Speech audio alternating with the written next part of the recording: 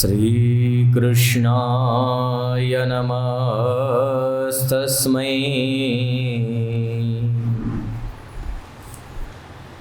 यः साक्षात् धर्मनन्दनः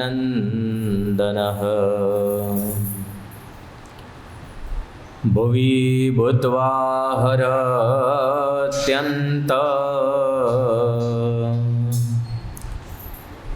स्तमस्तमयुवांशुमान्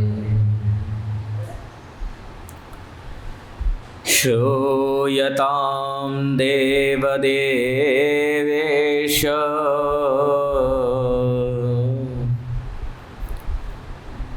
स्वामिनारायण प्रभो त्वदीयेनावधानेन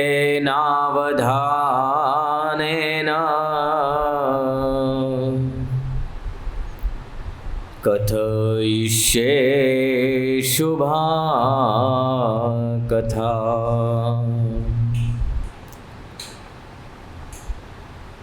वागर्थाविव सम्पृक्तौ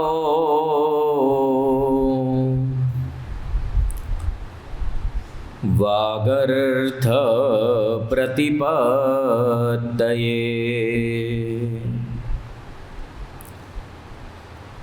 जगत पितरौ वन्दे पार्वती परमेश्वरौ।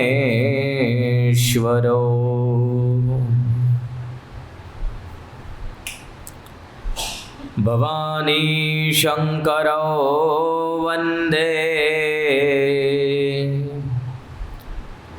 श्रद्धा विश्वासरूपिणौ।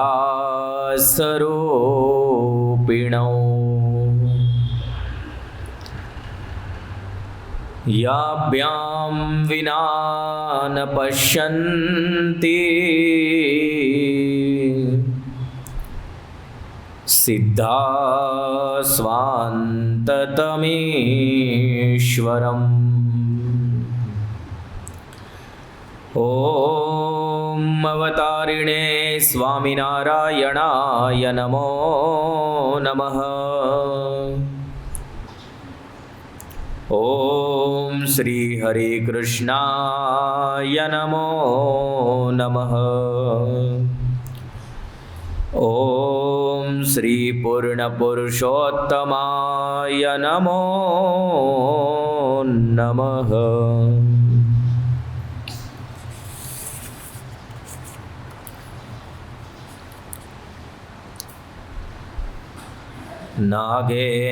नागेन्द्रहाराय त्रिलोचनाय भस्माङ्गरागाय महेश्वराय नित्याय शुद्धाय दिगंबराय तस्मै नकाराय नमः शिवाय।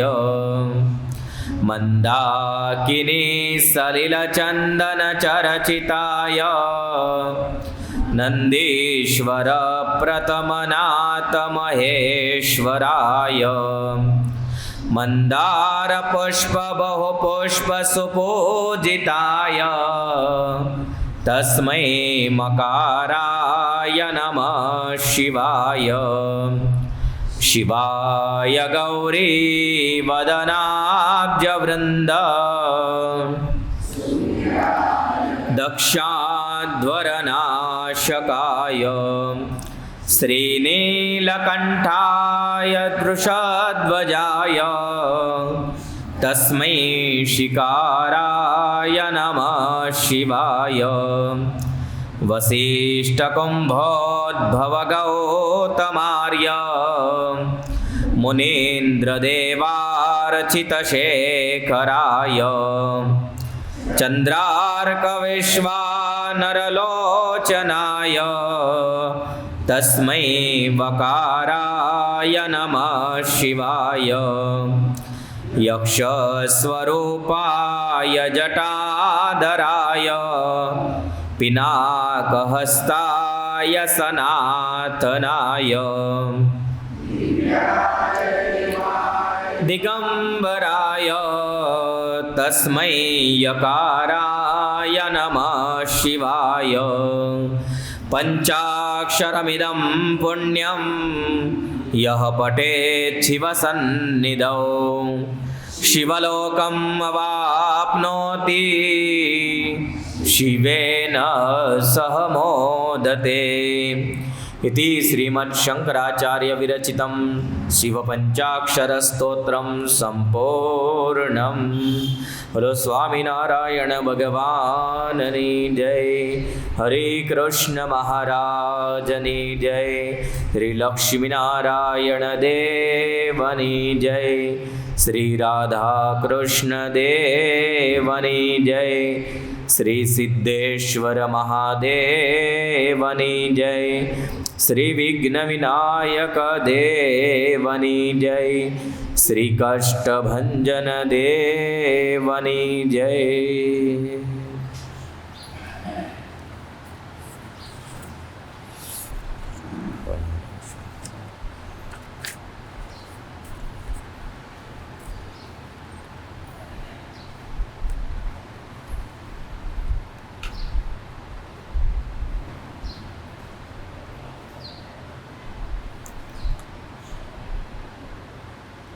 गेल्या कालच्या दिवशी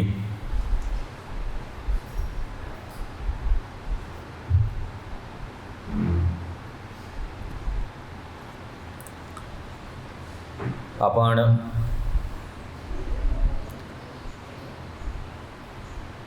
दक्ष याचा यज्ञभंग हा कसा झाला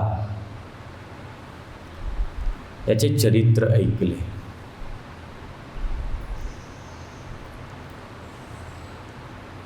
सती गेल्या, भगवान शिव यांनी समजविलं, परंतु तरी सुद्धा गेल्या।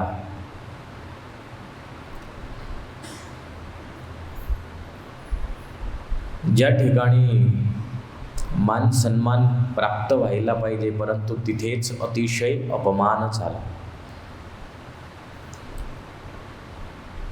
अति अपमान स्वजातीकडून मिळालं,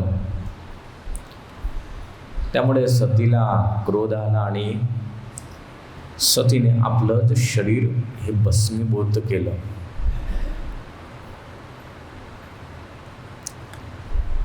परंतु अग्नीमध्ये पडण्याच्या आधीच भगवंताला विनंती केली आहे की प्रभू, आपला संबंध हा अतूट आहे, पुन्हा दुसऱ्या जन्मामध्ये मी सुद्धा तुमचीच होईल, अशी एक प्रार्थना केली। रोज तुम्ही मंगलाचरणामध्ये ऐकता, वागर्थाविव संपृक्तौ वागर्थ प्रतिप्रत्यये। कालिदासजी खूप विद्वान झाले, कित्येकांना कल्पना सुद्धा असेल त्यांच्या विषयी। कालिदास यांनी काव्याची रचना करण्याच्या आधी मंगलाचरण स्वरूपामध्ये हा श्लोक म्हटला आहे। भगवत कृपा कशी होते बघा जीवात्म्यावर। कालिदास म्हणजे मूर्खात मूर्ख मनुष्य होते, असं म्हटलं आहे उज्जैनी नगरीमध्ये। उज्जैनी नगरीमध्ये मूर्खात मूर्ख मनुष्य कालिदास होते। कालिदास ज्या डाळीवरती बसले होते, फांदीवरती, त्याच फांदीला कापत होते। आणि पत्नीने एक टोण असा मारला। पत्नी म्हणते, अरे एवढा मोठा तू विद्वान म्हटला गेला, तुला उंष्ट्र असं सुद्धा बोललं जात नाही। उंष्ट्र म्हणजे उंठ संस्कृतमध्ये, उष्ट्र उष्ट्र करत होता। पत्नी खूप विदुषी होती, महान पंडितिग्नी होती. ते म्हणाली, तुझ्याकडून एवढं बोललं जात नाही, मी तुझ्याशी लग्न करून अभाग्यशाळी झाली. भाग्यशाळी नव्हे, अभाग्यशाळी झाली. कालिदासच्या मनामध्ये खूप लागून गेला. कोणी पुरुष तोंड मारेल गोष्ट वेगळी आहे, स्वतःच्या पत्नीने. कालिदासजी भगवत आराधनामध्ये बसले, देवीच्या आराधनामध्ये बसले. महाकाळी यांच्या समक्ष बसून आराधन केलं. एवढं आराधन केलं, देवी प्रगट झाल्या नाही. शेवट विचार केला, देवी प्रगट नाही होत आहेत, काही हरकत नाही. सुरी घेतली आणि जीभ कापली. जीभ कापून देवीला समर्पित केली. एवढ्यातच देवी प्रगट झाल्या, महाकाळी प्रगट झाल्या. स्वहाताने जीभ पुन्हा लावली आणि सांगितलं, जे बोलशील ते पद्य होईल. तू जे बोलशील ते पद्य होईल. तुझ्या बोलण्यामध्ये कोणीच कसर काढू शकणार नाही. एवढे विद्वान झाले. संस्कृतमध्ये म्हटलं आहे, उपमा कालिदासस्य. आपण कोणाला उपमा देतो ना, हा कोणासारखा आहे, हा त्याच्यासारखा आहे. अशी जी उपमा हे कालिदासजी यांची म्हटली जाते की कालिदास सारखी उपमा दुसरं अजून कोणीही कोणाला देऊ शकलं नाही. म्हणजे त्यांच्या शास्त्रांमध्ये त्यांनी ज्या ज्या वस्तूच्या उपमा दिल्या आहेत त्या प्रकारे अजून दुसरं कोणी देऊ शकलं नाही. आणि त्यांचीच उपमा बघा केवढी सुंदर आहे. वागर्थाविव संपृक्तौ वागर्थ प्रतिपत्ते जगत पितरौ वंदे पार्वती परमेश्वरौ. की जगताचे माता पिता असे कोण, तर पार्वती परमेश्वर. पार्वती आणि शिवजी दोघंचे दोघं. आता या दोघांचा संबंध कसा आहे, तर उपमा म्हणून सांगितली, वागर्थाविव संपृक्तौ. वाग अर्थ, वाग म्हणजे वाणी, शब्द आणि त्याचा अर्थ. शब्दा वाचून अर्थ कधीही जुदा होऊ शकत नाही, बरोबर. आता तुम्ही सर्व इथे बसले आहे, मी शब्द बोलला फुगा. फुगा बोलला म्हणजे तुमच्या सर्वांच्या डोक्यामध्ये लाईटच होऊन गेली. फुगा म्हटला म्हणजे हाच बिलकुल, बरोबर. शब्द कानी पडला, शब्दाच्या सोबत त्याचा अर्थ सुद्धा तुम्ही समजून गेले बिलकुल त्याच सेकंदामध्ये. आता त्यांना तुम्ही जुदे पाडणार का, वेगळे पाडू शकणार नाही. फुगा म्हटला आणि असं म्हटलं की नाही फुग्याचा अर्थ हा नाही दुसरा आहे, असं होऊ शकेल का. फुगा म्हटला म्हणजे बिलकुल तोच. जसं अर्थ आणि शब्द या दोघांमध्ये कधीच वेगळेपणा येत नाही, त्याच प्रकारे हे दोघं कसे आहे, तर यांचा संबंध सुद्धा अतूट आहे, कधीही तुटणारा नाही. त्यासाठी कालिदासजी यांनी म्हटलं वागर्थाविव संपृक्त वागर्थ प्रतिपत्ते. की जसा शब्द आणि शब्दाचा अर्थ राहिला आहे त्याच प्रकारे हे दोघं सुद्धा राहिले आहेत. आणि त्या दोघांना मी वंदन करतो, प्रणाम करतो.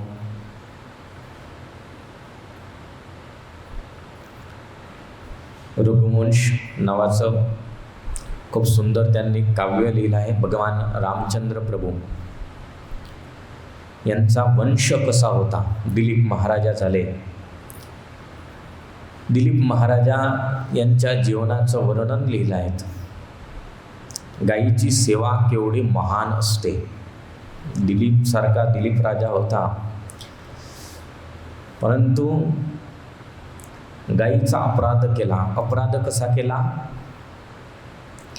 एक वेळ दिलीप राजा पृथ्वी लोकावरून स्वर्गालोकामध्ये गेला. आता भगवान रामचंद्र ज्याच्या वंशामध्ये प्रगटता तो वंश साधारण नसतो, महान तेजस्वी सर्व गुणयुक्त असतो.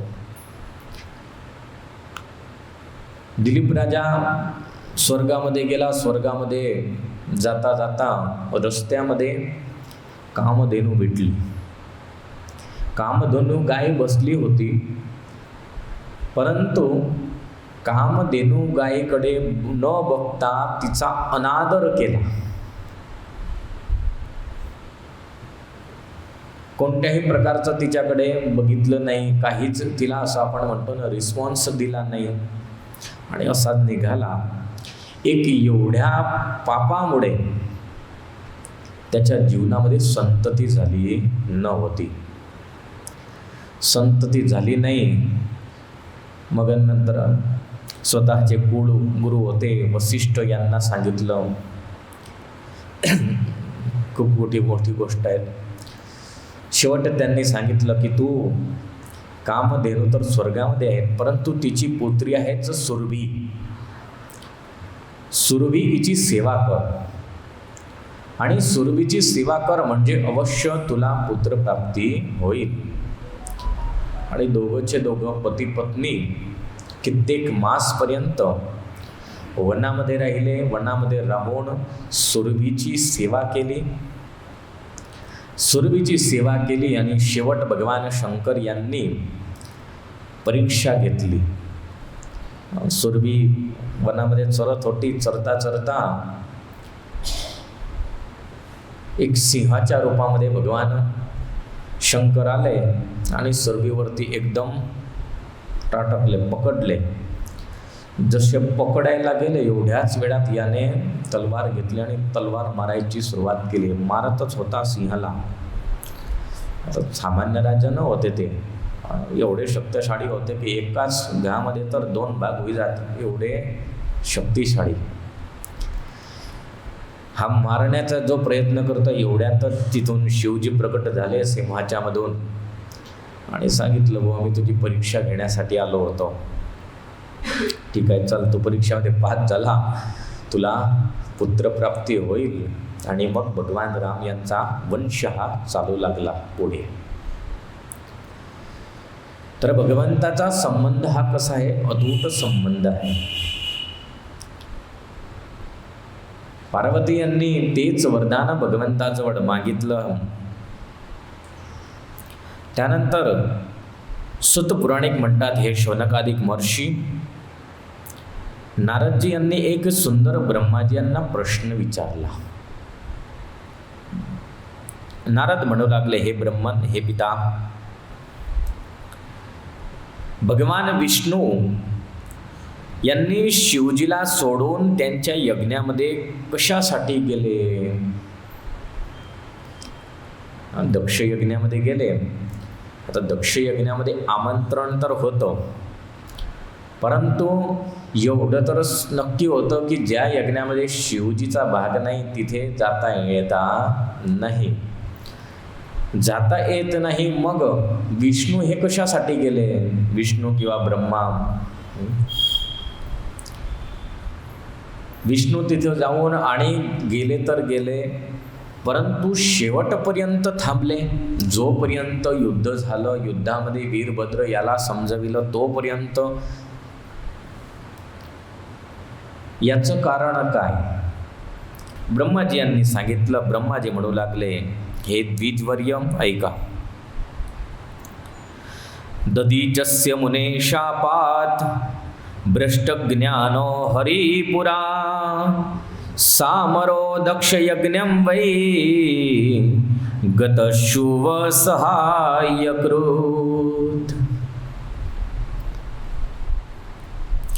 ब्रह्माजी म्हणतायत की नारद, पूर्वकाळामध्ये ददीची मुनी यांनी विष्णू यांना श्राप दिला होता.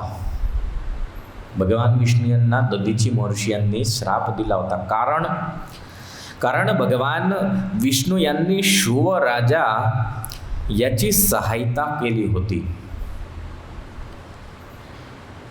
शुव राजा याची सहायता भगवान विष्णू, भगवान हरी यांनी केली. त्या कारणी ददीची ऋषी यांनी विष्णूला श्राप दिला. आता नारदजी म्हणतात की काय श्राप झाला होता आणि कोणत्या कारणामुळे झाला. भगवान विष्णू आणि दधीची यांच्यामध्ये काय द्वेषभाव राहिला. शुवराजा कोण होता. सतपुराणिक म्हणतात शौनकादिक महर्षींनो, याचा एक प्रसंग आहे की एक वेळेला भार्गव वंश चौव्यन पुत्र दधीची आणि राजा शुव या दोघांमध्ये विवाद झाला. दोघंचे दोघं तपस्वी होते. मग राजे महाराजे पूर्वी ते सुद्धा जसे तसे न होते, सामान्य न होते. ते सुद्धा अतिशय महान होते. केवळ राज्य शासनच करायचं किंवा संसारामध्येच पडून राहायचं अशा प्रवृत्तीचे न होते. दरेक वस्तूला समय देत असायचे, वेळ देत असायचे. हा वेळ तर स्वतःच्या आत्मकल्याणाचा वेळ. सकाळ झाली म्हणजे एवढा वेळ आत्मकल्याणाचा, त्यानंतर वेळ राजदरबाराचा, नंतरचा वेळ दुसरा वेळ, अशा रीतीचा सर्व वेळ देत असायचे. आता शुव हा सुद्धा खूप तपस्वी होता आणि सर्व गुणांनी युक्त होता. एक वेळ प्रसंग असा घडला की दरबारामध्ये दधीची ऋषी आले. दधीची ऋषी याचे आपता सप्तायाने केले, बसविलं. त्यामध्ये गोष्टी होऊ लागल्या. आता दोघांच्या गोष्टी ज्ञानवार्ता झाल्या.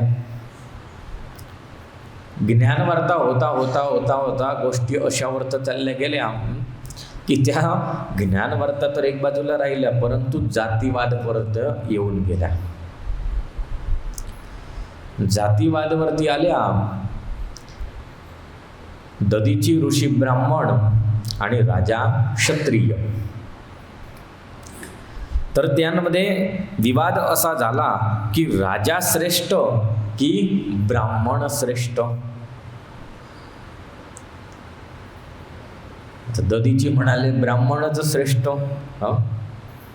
स्वतः ब्राह्मण होते म्हणजे म्हणाले ब्राह्मणच श्रेष्ठ. राजा म्हणतो नाही, राजा श्रेष्ठ. का? ब्राह्मण तिघवर्णांचा गुरु म्हटला, परंतु तरी सुद्धा त्याला राजाच्या आज्ञेमध्ये राहायचं. राजाने म्हटलं की तुम्ही माझ्या आज्ञेमध्ये राहत असतात, माझ्या राज्य शासनामध्ये राहून तुम्ही तुमचं तप अधिक सर्व करीत असतात, म्हणून तुमच्यापेक्षा श्रेष्ठ मी झाला. दधीचींनी काही दुसरं कारण काढितलं. शुव याने सांगितलं की तुम्ही माझ्या राज्यामध्ये राहतात, तुम्हाला अनाज पाणी अन्न कोण देतं? सर्व मी देतो. जर मी तुम्हाला सर्वच बंद केलं, राज्यामध्ये मी सांगितलं, ऑर्डर दिला की या ब्राह्मणाला कोणी काहीच द्यायचं नाही, तर तुम्हाला कोण देईल? आणि अशा रीतीचा विवाद खूप वाढला. आता विवाद एवढा वाढला, तो विवाद वाढता अनेकांजवळ गेला, परंतु अनेकांनी बघितलं की याच्यामध्ये पडण्यासारखं नाही. ज्या बाजूने पडू त्या बाजूनं अनर्थच होईल. कदाच राजाला सांगितलं की ब्राह्मण श्रेष्ठ आहेत, तर राजाकडून काही उत्पात होईल. ब्राह्मणाला म्हटलं की राजा श्रेष्ठ आहेत, दधीचीला म्हटलं तर दधीचे श्राप वगैरे देईल. म्हणजे सर्वांनी तिथून त्यांना एकाच कडे काढलं. वाद एवढा उग्र झाला की मारामारीवरती आला. भगवान स्वामीनारायण यांनी वचनामृतामध्ये खूप सुंदर गोष्ट सांगितली की हमेशा जास्त अतिवाद झाला किंवा दोन गोष्टीमध्ये बघायचं की आपल्या समक्ष जर एखादा मोठा वडील मनुष्य असला, प्रतिष्ठित मनुष्य असला, संतपुरुष आदी कोणी असले आणि आपण जर एखाद्या वेळेस कोणत्या फॉल्टमध्ये आहोत आणि तिथे वादविवाद होऊ लागला तर तिथे ऐकून घ्यायचं, शेवट त्या गोष्टीला मोडून टाकायची, परंतु वादविवाद हा वाढू द्यायचा नाही. कारण अशी गोष्ट म्हणत असते की ज्या वेळेला वादविवाद होत असतो त्या वेळेला दोघांचे डोके एकदम तापलेले असतात आणि तापलेल्या डोक्यांमध्ये दोघांनाही काहीच उतरत नाही. कितीही त्यांना समजविलं हा कदाच खोटा आहे, तो खरी आहे, किंवा तो खोटा आहे, हा खरा आहे, तरी त्यांना समजत नाही. म्हणून भगवान स्वामीनारायण यांनी वचनामृतामध्ये सांगितलं आहे, खास करून मोठ्या वडिलांची कोणी मोठा मनुष्य असला वरिष्ठ, त्यांची अवगणना न होणार, बरोबर, अवगणना समजता ना, अपमान होणार नाही, अशा हेतूने तिथून त्या वादाला टोळून टाकायचा. पुन्हा भगवान स्वामीनारायण म्हणतात की मग ज्या वेळेला पूर्ण शांत वातावरण झालं म्हणजे मग त्यांना समजवायचं. कदाच ते मोठे सुद्धा, आता कित्येक वेळ बनतं, मोठे सुद्धा कोणत्या फॉल्टमध्ये असतात, तर मग त्यांना समजावून सांगायचं की बघा हे तुमचा अशा रीतीचा फॉल्ट होता, तुम्ही इथे चुकलेले होते. आता या दोघांमध्ये एवढा वाद वाढला की मारहाणीवरती येऊन गेले. दधीची यांनी राजाच्या मस्तकावरती प्रहार केला आणि राजाने दधीची यांना वज्राने मस्तक कापून टाकलं. दधीची यांनी सुद्धा असा प्रहार केला की राजा जमिनीमध्ये घुसून गेला. राजा थोड्या वेळाने बाहेर निघाला. युद्ध चाललं, दोघांमध्ये युद्ध चाललं, परंतु शेवटी तर क्षत्रिय असतो. राजा म्हटला म्हणजे त्याच्या खानदानीमध्ये असतं, त्याच्या रक्तामध्ये असतं. ब्राह्मण म्हटला म्हणजे कोण, एकदम सामान्य गायसारखा म्हटला आहे. राजाने वज्र घेऊन, तलवार घेऊन आणि ऋषींचं डोकं उडवून दिलं. आता ऋषीचं डोकं उडवलं, त्यामध्ये दधीची यांनी शुक्राचार्य यांचं स्मरण केलं. असुरांचे गुरु शुक्राचार्य यांचं स्मरण केलं. शुक्राचार्य तिथे आले. शुक्राचार्यांनी त्याचं डोकं घेऊन आणि पुन्हा त्यांना दधीचींना जीवित केला. दधीची हे जीवित झाले. जीवित झाल्यानंतर दधीची यांना अतिशय ईर्ष्या झाली आणि ईर्ष्यामध्ये त्यांनी सांगितलं की मला असा मंत्र द्या की मी कधीच मरणार नाही, किंवा मी ज्या युद्धामध्ये जाईल आणि तिथे तो मंत्राचा जाप करून जाईल तर कोणी मला मारू शकणार नाही.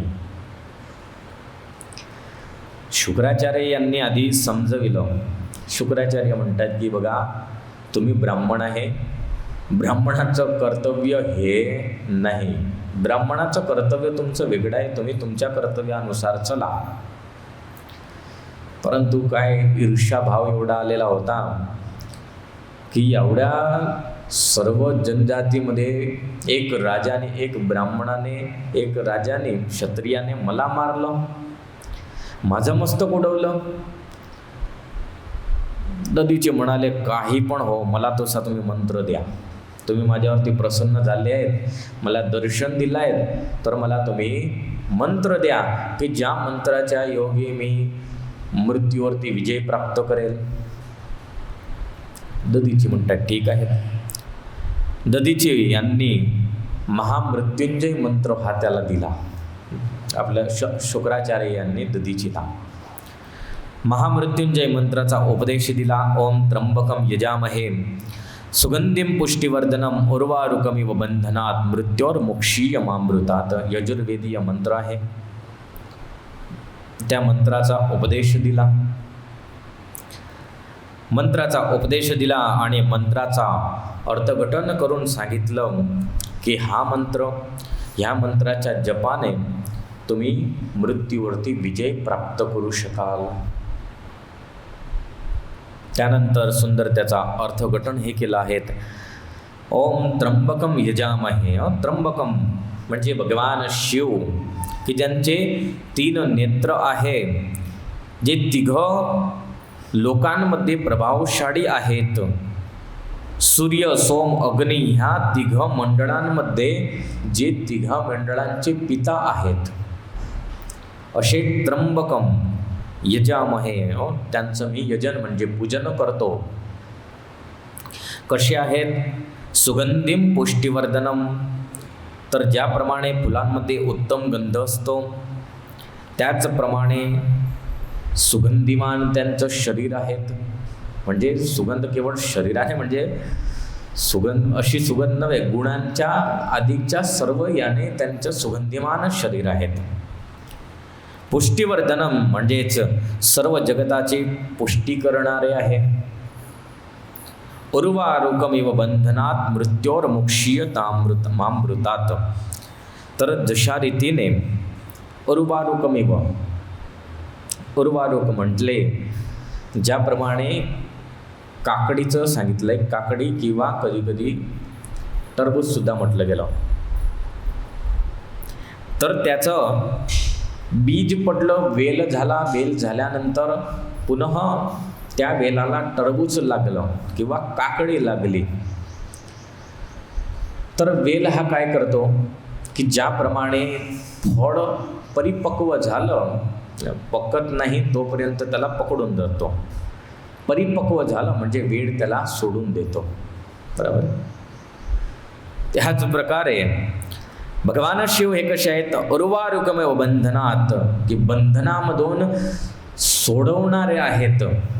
कशा बंधनात? तर मृत्युर्मोक्षीय मामृतात, मृत्यू की जो जन्म मृत्यूचं बंधन आहे, अशा जन्म मृत्यूच्या बंधनामधून सोडवणारे. माम अमृतात, माम म्हटलं म्हणजे मला, अमृतात अमृतत्व म्हणजे परमेश्वराचं धाम, तर त्या भगवंताच्या धामामध्ये नेणारे आहेत. अशा रीतीने हा सुंदर मृत संजीवनी मंत्र शुक्राचार्य यांनी दधीची यांना दिला. दधीची यांना दिला. दधीची यांनी सांगितलं की याचा जप करा, जप करा म्हणजे तुम्हाला शिवजी प्रसन्न होतील आणि मग तुम्हाला जे मागायचं आहे ते तुम्ही शिवजी यांना मागा. शुक्राचार्य यांनी रस्ता दाखविला, मृत्युंजय मंत्र दिला. बाकी तुम्ही मृत्यूवर विजय प्राप्त करणार किंवा आजीवन तुम्ही सजीवच राहणार अशा रीतीचं सांगितलं नाही. त्यांनी मंत्राचा उपदेश दिला, मंत्र दिला, मंत्र दीक्षा दिली. त्यानंतर सांगितलं की याचा जप करा, याचा जप केल्याने तुम्हाला शिवजी प्रसन्न होतील, मग तुम्ही त्यांना मागा.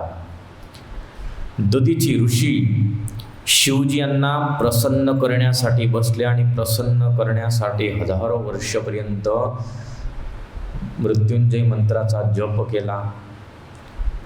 बघा कशी ईर्ष्या खतरनाक आहे. तर हजारो वर्ष व्यतीत झाले तरी सुद्धा मनातून निघालं नाही. मनामध्ये जो बीज पडलेला होता ईर्षेचा तो नाहीसा झाला नाही.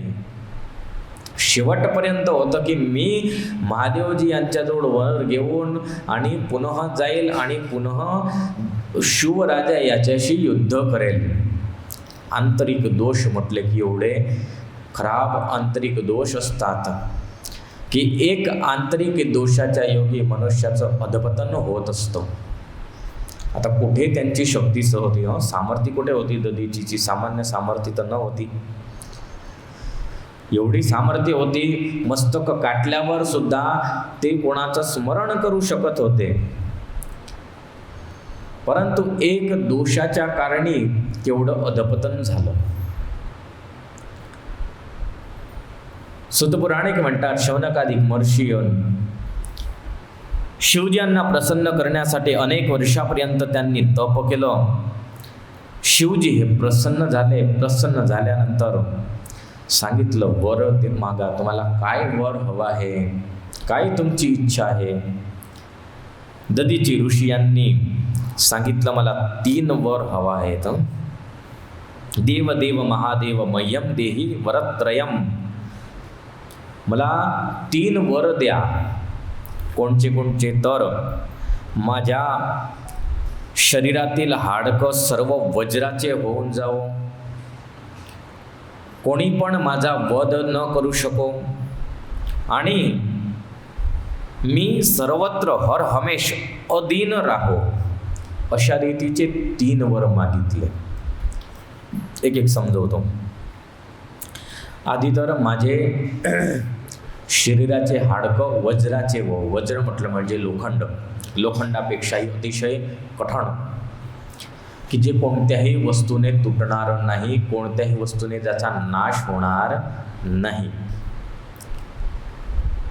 म्हणजे पहिलं सांगितलं की माझं शरीराचे हाडकं वज्राचे हो, आणि वज्राचे झाले त्यासाठीच भागवतामध्ये गोष्ट येते की ज्या वेळेला वृत्रासूर होत असतो, वृत्रासुराचा उपद्रव होतो.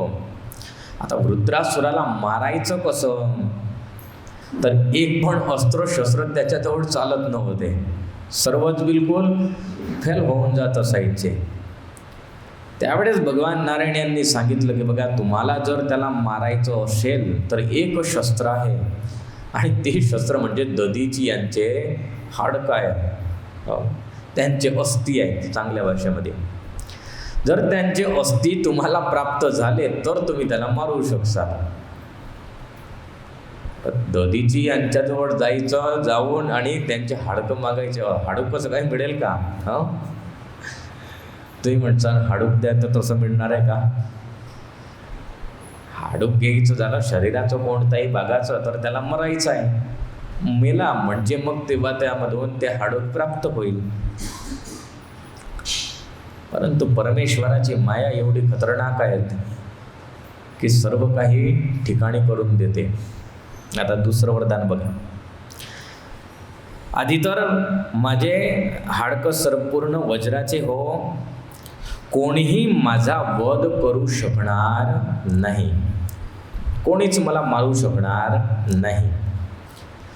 भगवान भोलानाथ म्हणतात चला ते ठीक आहे. मग तिसरं, तर मी सर्वत्र हर हमेश अधीन राहो. अधीन म्हटला म्हणजे माझ्यामध्ये कधीही दिनता म्हणजे शांतपणा, एकदम गरीब आपण म्हणतो ना, गरीब म्हणजे स्वभावाने गरीब, पैसा टक्याने गरीब नव्हे, की जो स्वभावाने अतिशय गरीब, किंवा कोणी थोडं की त्याच्या पुढे थोडंसंही बोलले तर तो एकदम हे होऊन जाणारा, पाणी होऊन जाणारा असा. सांगितलं की मी कधीही अधीन होऊ शकणार नाही असं वरदान द्या. भगवान म्हणतात चला तेही दिलं तुम्हाला, तुम्ही कधीही अधीन होणार नाही. 3 वरदान प्राप्त केले. परंतु भागवतामध्ये तुम्ही बघा की ज्या वेळेस देवतागण सर्व गेले, देवतागणांनी काय केलं? स्तुती केली आणि दधीची यांना सांगितलं की बुवा सर्व देवलोक यांच्या सुखासाठी तुम्हाला तुमचं वज्र म्हणजे तुमचे हाडकं द्यावे लागतील. त्यांच्यासमोर थोडेसे करले, जसा भिकारी कोणाजवळ हात जोडून हे करतो ना, मागतो ना, तशा रीतीने देवतांनी थोडीशी भीक मागितली तरच एकदम नमून गेले. ठीक आहे, चला तुम्हाला पाहिजे तर मी देऊन देतो. परंतु वास्तविक इथे बघा, तर इथे काय वर मागितला की मी कधीही अधीन होणार नाही. परंतु तिथे तर अधीन होऊन गेले, दिनवान झाले, दिनवान होऊन आपले हाडकं सुद्धा देऊन दिले. हेच परमेश्वराची माया आहे की जिथे कुठे काहीच चालत नाही, कोणचे वरदान चालत नाही, तिथे भगवंताची माया चालून जाते आणि सर्व सरळ करून टाकते. दधीची यांनी 3 वरदान मागितले. भगवान शिव यांनी 3 वरदान हे दिले आहेत. त्यानंतर दधीची हे शुवराजा यांच्याजवळ गेले आणि तिथे त्या दोघांमध्ये खूपच पुन्हा लढाई झाली. कित्येक वर्ष झाले, कित्येक वर्षानंतर सुद्धा बोलले नाही. जसे वरदान घेतले, वरदान घेऊन निघाले आणि शुवराजा याच्यासोबत लढाई झाली. लढाई एवढी भयंकर झाली की आता तर वरदान प्राप्त केलं होतं, म्हणजे राजा मारत असायचं तरी यांना काहीच होत नसायचं. शेवट राजाचा पराजय झाला. शुवराजा हा पराजित होऊन आणि तिथून निघाला. शुवराजा पराजित झाला, निघाला. शुवराजा याला विचार झाला की ऋषींजवळ असं काय आलं की हे माझ्याकडून पराजित होत नाही आहे. शिव याने विचार केला की यांनी जर वरदान प्राप्त केले तर मी सुद्धा भगवंताला प्रसन्न करतो आणि मी वरदान मिळवतो. शिवराजा याने सुद्धा भगवंताचं आराधन केलं. भगवान श्रीहरी यांचं अनेक वर्षापर्यंत आराधन केल्यानंतर भगवान श्रीहरी प्रसन्न झाले. भगवान श्रीहरी प्रसन्न झाले. त्यामध्ये भगवान श्रीहरी यांनी सांगितलं की बघ, तू त्यांना मारू शकणार नाही. एक काम कर, तुझी सहायता मी अशी करतो की मीच जातो आणि मीच त्यांच्याजवळून त्यांचे वरदान वापस घेऊन घेतो. आता भगवान श्रीहरी यांनी एक ब्राह्मणाचा वेश घेतला. ब्राह्मणाचा वेश घेऊन आणि दधीची यांच्याजवळ गेले. दधीची यांच्याजवळ गेले. दधीची यांच्याजवळ याचना केली. याचना करण्याच्या आधी दधीची यांनी ओळखून घेतलं की हे कोण आहे? भगवान विष्णू आहेत. कपट करून माझ्याजवळ आले आहेत. दधीची यांनी सर्व काही समजून घेतलं की शिव याने यांची प्रसन्नता प्राप्त केली आणि शिवाच्या रक्षणासाठी विष्णू ब्राह्मण विषयी माझ्या येथे आले आहेत. दधीची यांनी सांगितलं की मी तुम्हाला देणार नाही. तुम्ही जे घेण्यासाठी आले ते तुम्हाला प्राप्त होणार नाही. ओळखोड आणि दधीची यांनी त्यांना श्राप दिला. भगवंताला श्राप दिला. भगवान यांना श्राप देऊन भगवान सुद्धा तिथून निघाले. त्यानंतर सत्पुराणिक म्हणतात, हे शौनकादिक महर्षींनो, तिथे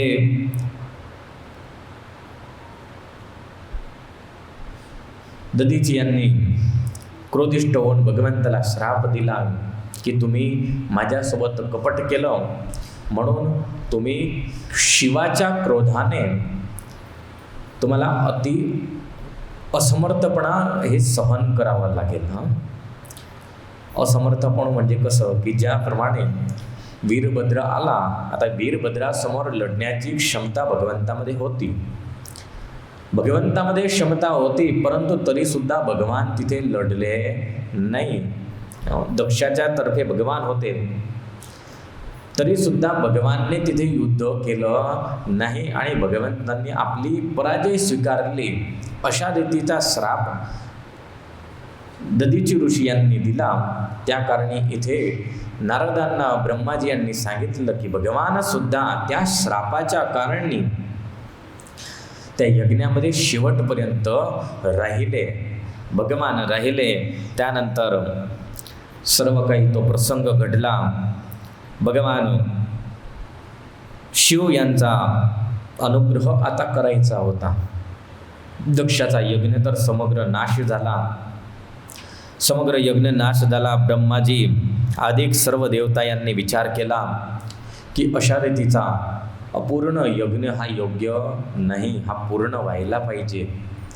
आता पूर्ण करण्यासाठी काय करावं? त्यानंतर दक्ष हा सुद्धा प्रजापती होता, त्याला सुद्धा जीवित करावं लागेल. देवता अनेक ऋषीगण होते, ते सुद्धा मारले गेले होते, त्यांना जीवित करायचं आहे. आता कित्येकांचे हातपाय कापले गेले, डोके कापले गेले, त्या सर्वांना ठीक करायचं आहे. यांना काय करायचं? त्यावेळेस भगवान विष्णू, ब्रह्मा, दुसरे सर्व देवता कैलासावरती गेले आहेत. कैलासावरती जाऊन आणि भगवान शिव यांचं स्तुती प्रार्थना केली.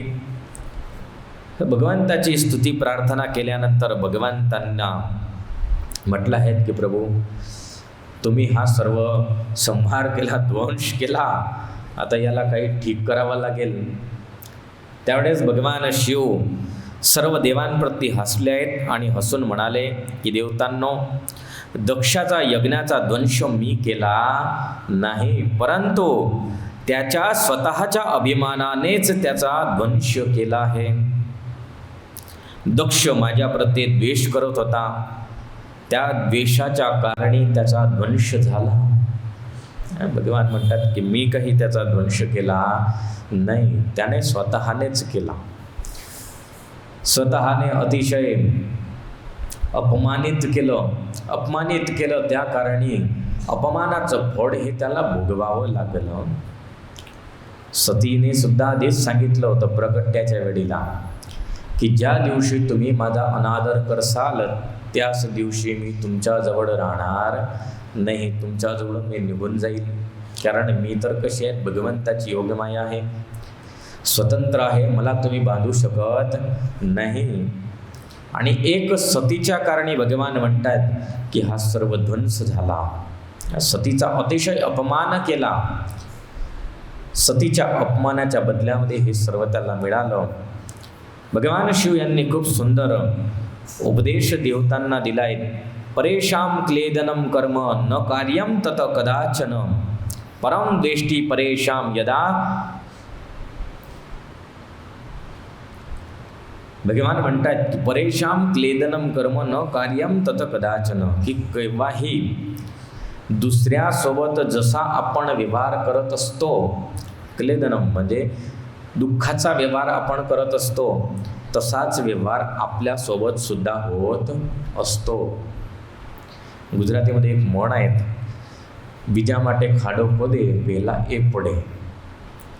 आपण दुसऱ्यासाठी खड्डा काढला तर आधी आपणच पडत असतो. भगवान शिव यांनी सांगितलंय देवतांना की दुसऱ्याला कष्ट देण्याचं कार्य करता म्हणजे अवश्य ते कष्ट आधी आपल्याला भोगवावं लागतं. आणि हेच कष्ट दक्षाला भोगवावं लागलं आहे.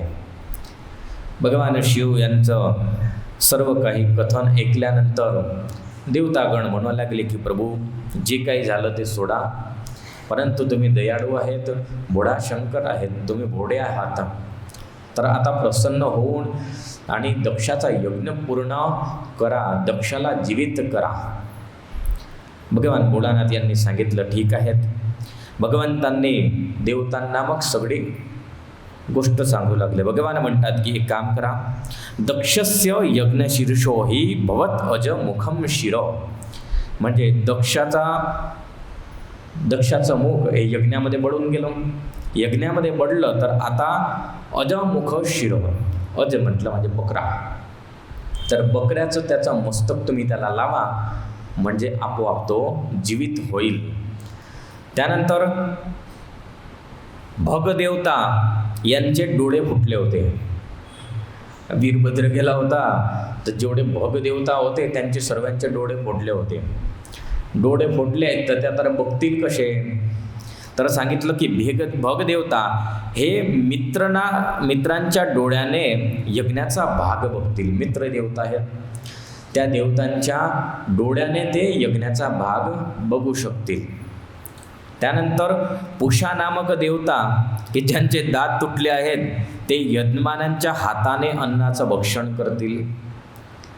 म्हणजे पुषादेव जे देवता आहेत, तुम्ही यज्ञागादी करा, यज्ञामध्ये त्यांची आहुती असते. यज्ञामध्ये हमेशा काय असतं, ब्राह्मण असतो, तर ब्राह्मण आहुती देत असतो सर्व देवतांना. जे मुख्य देवता असतात त्यांची आहुती तर वेगळी राहते, परंतु त्याशिवाय सुद्धा दरेक देवतांची एक एक आहुती दिली जाते. गणवाईज असतं, असं नसतं की स्पेशल सर्वांना द्यायचं. एक गण असला त्या सर्व गणाचं एक आहुती दिली म्हणजे ते त्या सर्वांना पोचून जाते. तर त्यामध्ये पुषा नामक जे देवता आहेत त्यांचे दात तुटले आहेत, त्यांना कोण खाऊ घालेल, तर भगवान शिव म्हणतात की त्यांना यजमान घालतील. म्हणजे तुम्ही यजमान ज्यावेळेस तुम्हाला ब्राह्मण सांगेल किंवा तुम्ही आहुती द्या, तर तुम्ही आहुती दिली म्हणजे असं समजायचं की ते आहुती पुषा देवाला गेली. तुमच्या हातून त्यांनी जेवण केलं. त्यानंतर भृगूची दाढी काढली होती, भृगूची दाढी उपडली होती. तर त्यासाठी सांगितलं की त्याला बकऱ्याची दाढी लावा. बकऱ्याची दाढी लावली म्हणजे त्याची दाढी राहील. आणि ज्यांनी मला यज्ञाचा उच्छिष्ट भाग दिला आहे आणि त्यांचे अंग जे बिघडलेले आहेत ते ठीक होऊन जातील. ज्यांनी मला यज्ञाचा उच्छिष्ट भाग दिला, उच्छिष्ट म्हणजे उष्टा भाग दिला आहे, तर मी त्यांच्यावरती कृपा करतो की त्यांचे जे काही अवयव तुटले फुटले असतील ते सर्व ठीक होतील. ज्यांचे हात तुटले आहेत ते अश्विनी कुमार यांच्या हाताने चांगले होतील. अश्विनी कुमार देवतांचे वैद्य, ते त्यांना चांगले करतील. तथा ज्यांचे हातपाय नष्ट झाले आहेत ते सर्व पूषा देवता यांच्या हाताने काम करतील. अशा रीतीने सर्वांना वरदान दिलं. त्यानंतर सर्व ब्रह्मा विष्णू महेश अधिक सर्वचे सर्व जिथे कणखल स्थित यज्ञ होता तिथे गेले आहेत. रुद्राचा आपलं दक्षाचा यज्ञ कुठे होता? कणखल येथे. कणखल कुठे आलं? हरिद्वारमध्ये आले आहेत. हरिद्वार जा तर तिथे आहे, आज सुद्धा विशाळ मंदिर आहे. तेथे कणखल जे प्रदेश स्थान त्याचं नाव आहे, तिथे त्याचा यज्ञ होता. त्या कणखल येथे सर्वचे सर्व गेले. तिथे येऊन भगवान शिव यांनी सर्वांवरती कृपादृष्टी केली. सर्वचे सर्व जीवित झाले. त्यानंतर दक्ष याने देवतांनी भगवंताची स्तुती प्रार्थना केली. ब्रह्माजी म्हणतात की नारद सर्व देव लज्जित होऊन आणि शिवजी यांची स्तुती प्रार्थना केली. त्यानंतर शिवजी यांनी दक्षाला सांगितलं आहे की दक्ष, तू जो काही माझा अपराध केला तो मला काहीच मान्य नाही, परंतु तू अपराध सतीचा अतिशय केला. त्या सतीचे अपराधाकारणी हा सर्व ध्वंस झाला. भगवान शिव यांनी 4 प्रकाराचे भक्त सांगितले आहेत. भगवान म्हणतात की माझं तू भजन करतो, परंतु त्यामध्ये 4 प्रकाराचे भक्त, त्यामध्ये माझा भक्त श्रेष्ठ हा कोण आहे? तर प्रथम सांगितलं आर्त, जिज्ञासू, अर्थार्थी आणि चौथा ज्ञानी. त्यामध्ये आधीचे 3 होते, आर्त, जिज्ञासू आणि अर्थार्थी, हे 3 सामान्य आहेत. चौथा जो ज्ञानी म्हटला आहे तो अतिशय श्रेष्ठ आहे. तर ज्ञानी म्हणजे कसा? तर चौथा भक्त की जो माझा स्वरूपच म्हटलं आहे. ज्ञान म्हटलं म्हणजे समजणं ज्याच्यामध्ये असायला पाहिजे, अतिशय समजदारी, किंवा आपण त्याला विवेक म्हणतो. विवेकयुक्त ज्ञानवान असला तो मला अति प्रिय आहे. आणि जो मनुष्य ज्ञानवान, खरोखर ज्ञानवान असला तो मनुष्य कधीही कोणाचा अपराध किंवा अहित इच्छत नाही. संस्कृतमध्ये एक म्हण आहे, अर्धकुंभो करोति गर्जम. अर्धकुंभ असला, घडा मटकं, तर अर्ध भरलेलं असलं आणि त्याला घेऊन चला तर तो वाजत चालतो, डुबुक डुबुक डुबुक वाजतो, बरोबर आहे. आणि पूर्ण भरलेला असला तर वाजतो का? बिलकुल वाजत नाही. तसं मनुष्याचं असतं. ज्ञानाने परिपूर्ण असला, विवेकयुक्त असला तर कधीही तो कोणाचाही अहित करीत नाही, परंतु अर्धसुर्ध ज्ञान असलं म्हणजे तो अशा रीतीचं करत असतो. शिवजी म्हणतात की हे दक्ष, तुम्ही केवळ कर्मानेच संसाराला पार करण्याची इच्छा करतात, परंतु तसं होत नाही. संसार हा केवळ कर्माने पार होत नाही. खूप समजण्याची गोष्ट आहे तुमच्यासाठी बिलकुल परिपूर्ण रूपेने. कर्म म्हटलं म्हणजे काय? कर्म म्हटलं म्हणजे तुम्ही असंच म्हणसान की आमचंच कार्य, तेच कार्य दक्षाचं सुद्धा होतं, बरोबर. की तुम्ही ज्या अवस्थेमध्ये आले, म्हणजे तुम्ही गृहस्थाश्रमामध्ये आले आणि तुम्ही म्हणसान सकाळ झाली, मी उठला, अंगिंग धोटलं, सर्व काही केलं, माझं जे काम आहे, शेताकरी असता तर शेतामध्ये, दुसरा असला तर दुसऱ्यामध्ये, आणि केवळ असंच कर्म करून करून मी जर संसार पार करेल तर भगवान शिव म्हणतात तशा केवळ कर्माने संसार पार होत नाही. त्यासाठी काय करावं, तर त्यासाठी परमेश्वर आराधन करावं लागत असतं. दक्षाला उपदेश देत आहेत. दक्षाला अभिमान होता की मी भगवंताला कुठेच ठेवणार नाही, माझ्या स्वबळाने माझ्या स्वइच्छेने सर्व काही करेल. परंतु भगवान म्हणतात तू तसं करू शकत नाही, कुठेच करू शकत नाही. भगवंतांनी सांगितलं बुद्धीद्वारा मला परमेश्वर समजून ज्ञानाच्या आश्रयाने सावधान होऊन कर्म करीत राहिले तर तू संसार पार करू शकशील. कसं? 2 पंक्ती एवढ्या गहन आहे की याच्यावरती 1 तास अजून निघून जाईल. की परमेश्वराला समजायचं कसं, तर बुद्धीद्वारे समजायचं आहे. बुद्धीद्वारा मला परमेश्वर समज. हमेशा मनुष्याला निश्चय परिपक्वता हे बुद्धी करवते. बुद्धी हे दृढ करते. तुम्ही दुकानामध्ये गेले, दुकानदाराला म्हटलं सर भाऊ मला 1 किलो तांदूळ दे. तुमच्याजवळ तो 4 व्हेरायटी ठेवतो, बरोबर. 4 व्हेरायटी ठेवली म्हणजे तुमची बुद्धी ते काम करण्याची सुरू करते की हे कशी आहे, हे व्हेरायटी हे वेगळी आहे. आता यामधून कोणची व्हेरायटी चांगली आहे, तर बासमती हा चांगला आहे. बासमतीमध्ये सुद्धा कोणचा, तर कोहिनूरी बासमती चांगला आहे. म्हणजे तिथे कोणा बुद्धीने सर्व विकल्प दाखविला, बुद्धीने परिपक्वता केली, दृढता केली आणि बुद्धीने सांगितलं की हाच घे. त्याच प्रकारे सुद्धा परमेश्वर तत्वामध्ये समजा. आपल्याला काय टेव असतं, बिलकुल विषय निघालाय म्हणून सांगतो. सगळ्या ठिकाणी डोके घासून यायची आपल्याला वेळ असते. जिथे गेला तिथे डोके घासून येतो, जिथे गेला तिथे डोकं घासून येतो. मग भगवंताला दोष देतो की मी सर्व ठिकाणी डोकं घासतो तरी सुद्धा माझ्या जीवनामध्ये दुःखच आहे. भगवान म्हणतात तसंच होईल. सर्व ठिकाणी डोकं घासशील तर तसंच होईल. परमतत्वाशिवाय अन्य दुसरा कोणीच असा नाही की तो जन्म मृत्यूचं बंधन सोडवू शकेल. जन्म मृत्यू काळ माया पाप कर्म हे सर्व बंधन एक परमेश्वर तत्वच असं आहे की ते सोडवू शकतं. त्याशिवाय अन्य कोणीच देवता तुमचं त्या बंधनातून रक्षण करू शकणार नाही. म्हणून भगवान शिव म्हणतायत की मला बुद्धीद्वारा परमेश्वर तत्व समज. परमेश्वराची ओळख कशाने करायची?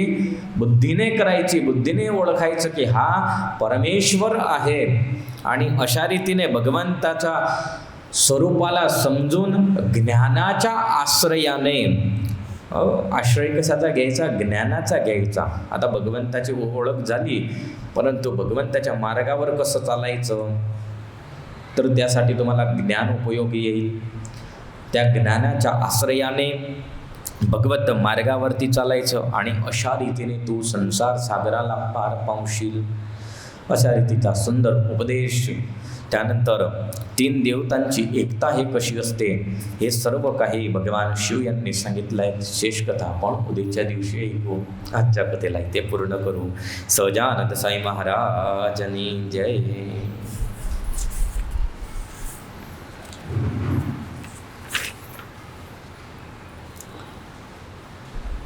त्रिदलं त्रिगुणाकारं त्रिनेत्रं च त्रयायुधं त्रिजन्म पापसंहार मेकबिल्वं शिवार्पणं त्रिशाखैर्बिल्वपत्रैश्च यश्चिद्रैकोमलैः शुभैः शिवपूजां करिष्यामि एकबिल्वं शिवार्पणम् अखण्डबिल्वपत्रेण पूजिते नन्दिकेश्वरे शुद्धयन्ति सर्वपापेभ्यो एकबिल्वं शिवार्पणम् शालिग्रामशिलामेकाम्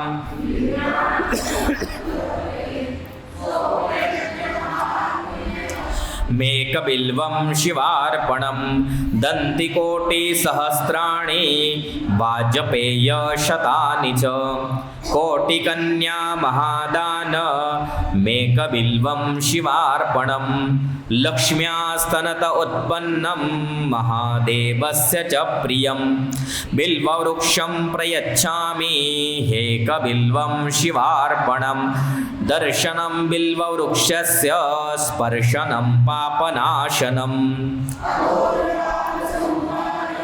मेकबिल्वं शिवार्पणं काशीक्षेत्रनिवासं च कालभैरवदर्शनं प्रयागमाधवं दृष्ट्वा एकबिल्वं शिवार्पणं मूलतो ब्रह्मरूपाय यतो विष्णुरूपिणे अग्रत शिवरूपाय हेकबिल्वं शिवार्पणं बिल्वाष्टकमिदं पुण्यं यः पठेत् शिवसन्निधौ सर्वपापविनिर्मुक्त शिवलोकमवाप्नुयात् इति बिल्वाष्टकं सम्पूर्णम्।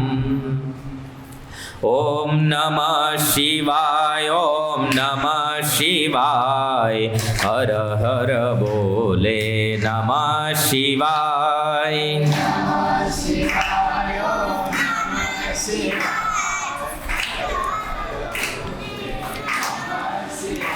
ओम नमः शिवाय, ओम नमः शिवाय, हर हर बोले नमः शिवाय।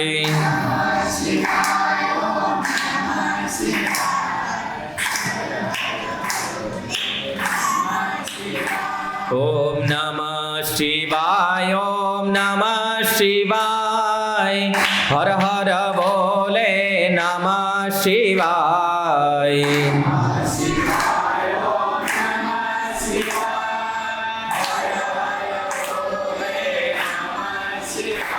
ओम नमः शिवाय, ओम नमः शिवाय, हर हर बोले नमः शिवाय।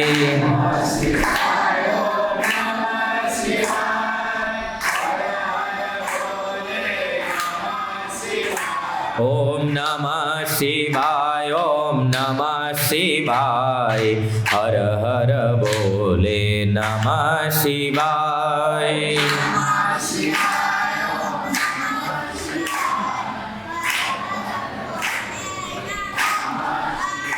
ओम नमः शिवाय, ओम नमः शिवाय, हर हर बोले नमः शिवाय।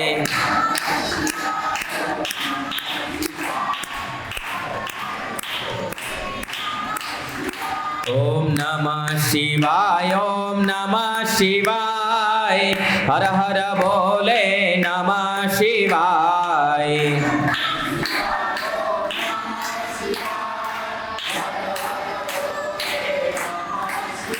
ओम नमः शिवाय, ओम नमः शिवाय, हर हर बोले नमः शिवाय।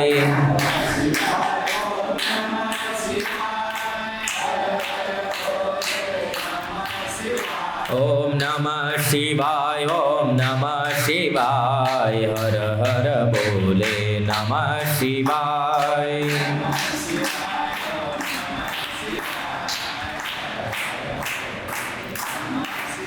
ओम नमः शिवाय, ओम नमः शिवाय, हर हर बोले नमः शिवाय।